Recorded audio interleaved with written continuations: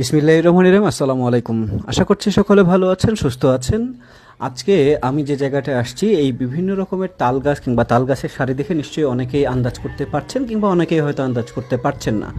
তো আজকে যে জায়গাটাতে আছি, এই জায়গাটার নাম হচ্ছে ঘুঘুডাঙ্গা, এবং বাংলাদেশের মোটামুটি ঘুরতে যাওয়ার মতো কিংবা অল্প সময়ের জন্য বিনা খরচে ঘুরতে যাওয়ার মতো যদি একটা জায়গা হোক, সৌন্দর্য উপভোগ করার জন্য কিংবা সামাজিকভাবে সুন্দর একটা জায়গা উপস্থাপন করার জন্য যদি সুন্দর একটা জায়গা হয়, সেটা হচ্ছে আমাদের এই ঘুঘুডাঙ্গা। এখন আপনাদের কাছে প্রশ্ন থাকতেই পারে যে এটা কোন জায়গা, ঘুঘুডাঙ্গা কোথায় অবস্থিত। সেই ক্ষেত্রে আমি আপনাদেরকে বলতে চাই, বাংলাদেশের নওগাঁ জেলার নেয়ামতপুর উপজেলার এটাকে বলা হয় নেয়ামতপুর উপজেলা। এখানে গেলে আপনি মোটামুটি যে কাউকে জিজ্ঞেস করলেই পেয়ে যাবেন যে ঘুঘুডাঙ্গা এই রাস্তাটা আছে। এটা কিন্তু সুন্দর এবং অত্যন্ত মনোরম একটা দৃশ্য, এবং এখানে গেলে প্রাকৃতিকভাবে যত সুন্দর একটা বাতাস পাওয়া যায়, যেটা আপনার মনটাকে অনেক বেশি সুন্দর করে তুলবে, এবং মানসিকভাবে আপনি কিছুটা স্বতঃস্ফূর্তভাবে মানসিক আনন্দে থাকতে পারবেন বলে আমার কাছে মনে হয়, এবং বিশ্বাস করি যে আপনি এখানে গেলে আপনার মনের যে ভালো লাগার খিদা, সেটা কিন্তু আপনি পূরণ করতে পারবেন বলে আমি বিশ্বাস করি।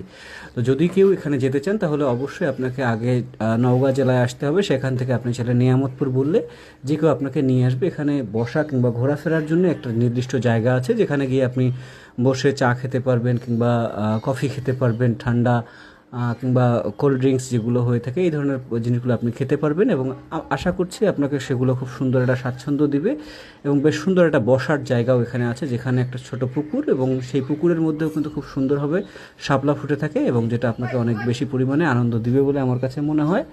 তো এই হচ্ছে আজকের মতো আয়োজন। সবাই যদি কেউ ঘুরতে চান অবশ্যই আসবেন। সবার জন্য শুভকামনা, ভালো থাকবেন। আসসালামু আলাইকুম।